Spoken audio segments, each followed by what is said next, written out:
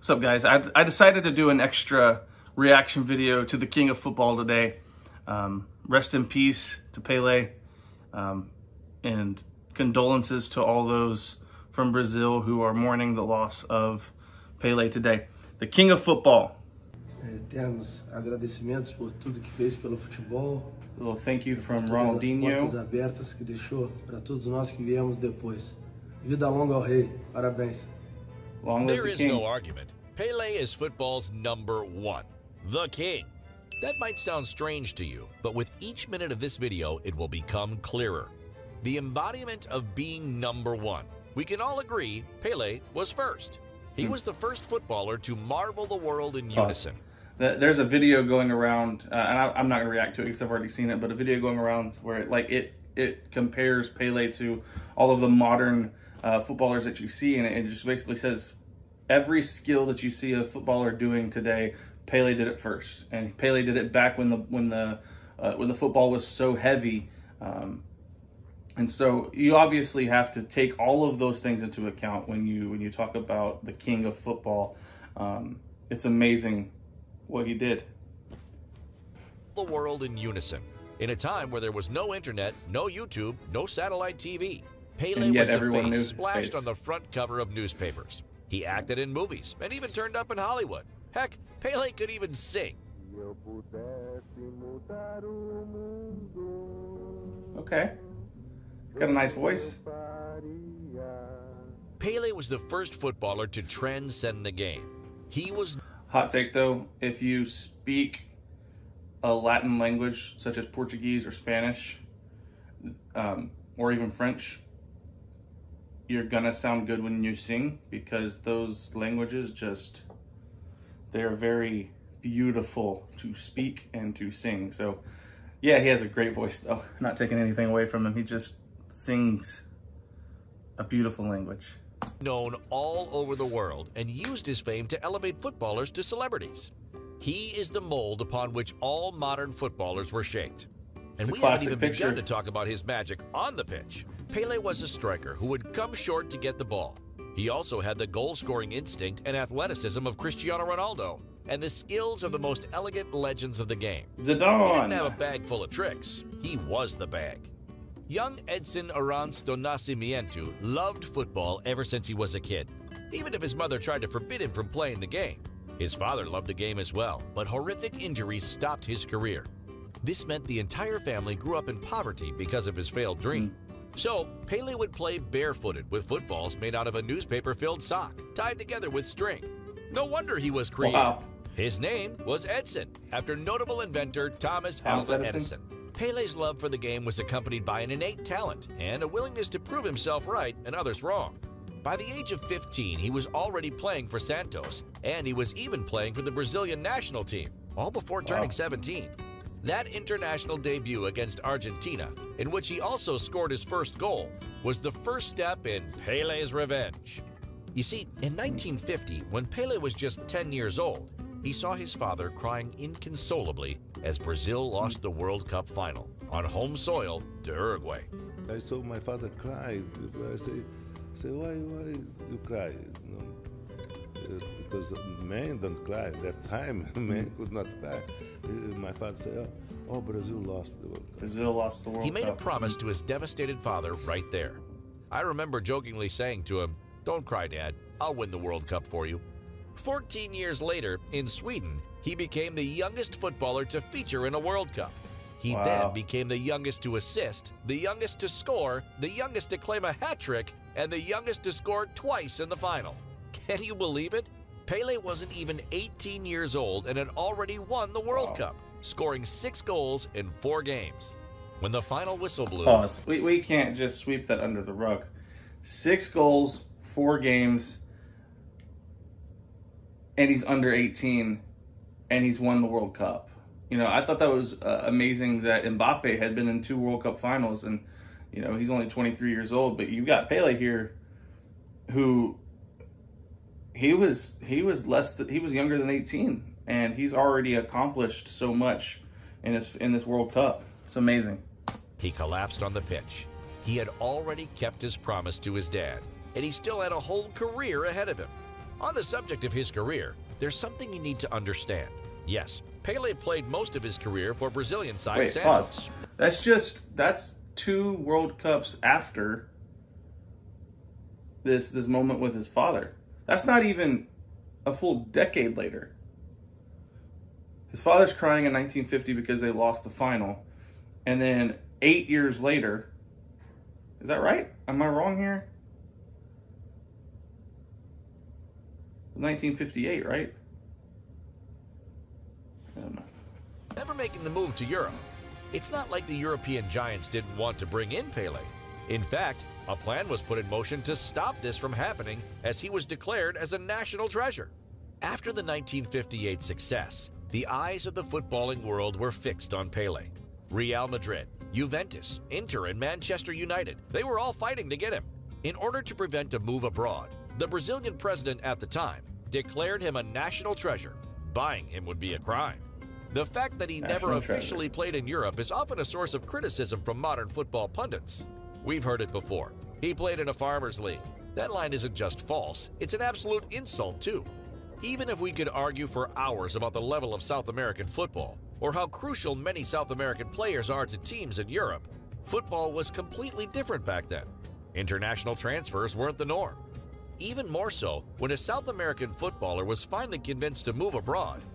It's a terrible criticism, by the way, too, because just because he played in what you would consider a lesser league doesn't mean anything, because he won 3 World Cups. Like, he could play anywhere, and he proved it 3 times. You know, I don't think that that's a good criticism in any way, to say that because he played in a lesser league or he didn't play in Europe, therefore he's not one of the greatest who ever played. I mean, you got to think about it. What he was doing back then. It's a different time. This usually meant being nationalized so they would not count as foreigners. This would then make them eligible for the national team, as was the case for legends like Di Stefano and Puskás in Spain or Sibéry with Italy. This also means that there was no talent exodus. Only the best of the best played in each continent. Let's imagine that for a moment. A scenario in which intercontinental transfers don't occur. Neymar, Messi, Di Maria, Luis Suarez, all playing in the Copa Libertadores? It would be incredible. So when the Copa Libertadores was played in Pele's time, this was the case. The cup was as hard fought as the European Cup, and Pele Santos ruled the continent. They won 6 Brazilian championships, 10 Paulistas championships, and 2 Copa Libertadores. As they'd already conquered South America, they went and proved themselves to the world. Pele took Santos on tour to win 2 Intercontinental Cups against the AC Milan of Cesar Maldini, Rivera, and Trapattoni, and the Benfica side of Eusebio and Santano. Santos and Pele's fame grew so big, they would extend their international tour and take their footballing show on the road. As everyone wanted to see Pele play, Santos cashed in on the experience. In 1959, the Brazilian team played 99 matches in South and Central America, then moving on to Bulgaria, Belgium, the Netherlands, Italy, Germany, Switzerland, Spain. You name it, they played there. "We were in demand," wrote Pele in his autobiography. The suits were very keen to cash in. By 1962, Santos' circus made it all the way to England, the home of the beautiful game, and Pele put on his show to sold-out stadiums across the land. The Guardian's correspondent at the time, Eric Todd, summed up perfectly the admiration commanded by Pele. When one considers the number of superlatives that are squandered on some inside forwards in this country, the futility of trying to find new ones to describe Pele becomes all the more obvious. Once, when playing against Sheffield Wednesday, rival midfielder Tommy Craig spent the final 10 minutes chasing Pele up and down the field. He wasn't trying to get the ball from him, he was trying to get his shirt. "I told the referee to give me a signal when he was about to blow for time, so I could stand beside the great man," Craig told the Daily Record. "When the final whistle came, I grabbed Pele around the waist until he had parted with the jersey." Other footballers were desperate to get a souvenir from him at a time when swapping shirts wasn't a thing. Pele established himself as an international star, a sporting hero that transcended the sport, a man people would pay. So I thought this was just something that was fairly recent in the NFL and NBA when players started handing their their jerseys or their gear to each other and signing them. But Pele did it first. I mean, everything you can think of, Pele did it first. A to C. Pele and Santos' world tour includes a story like no other. The day they stopped a war. Nigeria was in the middle of a violent civil war when Pele landed there to play a friendly against the national team. Both factions agreed to a ceasefire so the match could take place and Nigerians could celebrate in awe of the king of football. His Highness received his title by conquering the world with Brazil, not once or twice, but 3 times. He won the World Cup in 1958 as a teenager and was part of the squad in 1962, though he was injured for most of the tournament. Mexico 1970 would be his last dance, and it would be a fitting farewell for Pele as the Brazilian team would play some of the most wonderful football ever seen. It would also prove to be a seminal moment in football history, as Mexico 1970 was the first World Cup to be broadcasted internationally and in color. Finally, the entire world could see Pele in action. Having done it and won it all, scoring over 1,000 goals, Pele retired. But not for long. As we said, he was a pioneer. He was also the first superstar to take his talent to the USA. It was former Secretary of State Henry Kissinger who convinced... He has this sort of mystique or aura about him. It's almost like it's bigger than life. It transcends just the sport that he plays. It's almost like that, you know, Muhammad Ali. It's almost like, you know, I'm trying to think of some others like think of like Elvis or something that just, it transcends normal celebrity. He's just got this vibe about him. When you see him, you think that's an important person. That's a person that means a great deal to the world. Rest in peace. Convinced him to come out of retirement and join the New York Cosmos.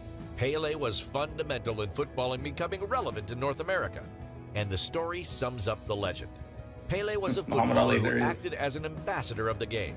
His Royal Eminence, who would sit at the same table as popes, secretaries of state, and kings. He was friends with Nelson Mandela, and Queen Elizabeth knighted him, even though he's not of British descent. Perhaps his greatest title is the simplest one.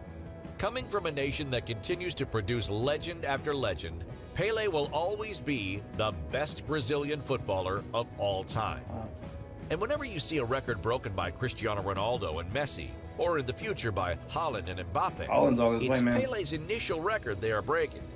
We'll finish on some words by the king himself. Like Cristiano Ronaldo said, when Pele talks, the world listens.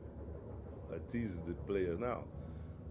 They didn't love the team, they didn't love the game today, they love the money, because they go to the Real Madrid, or go to Santos, or go to Arsenal, or go to Manchester.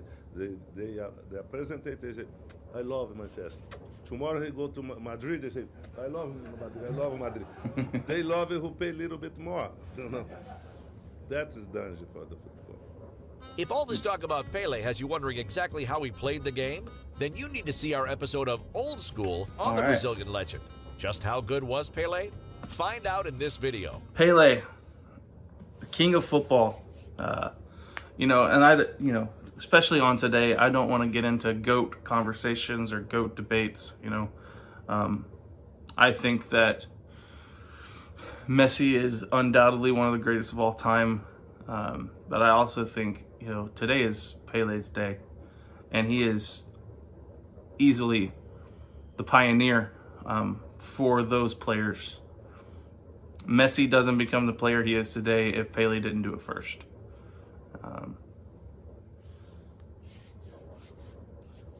So, if you like this video, please consider, you know, giving a like for Pele, giving a comment down below. Subscribe to the channel.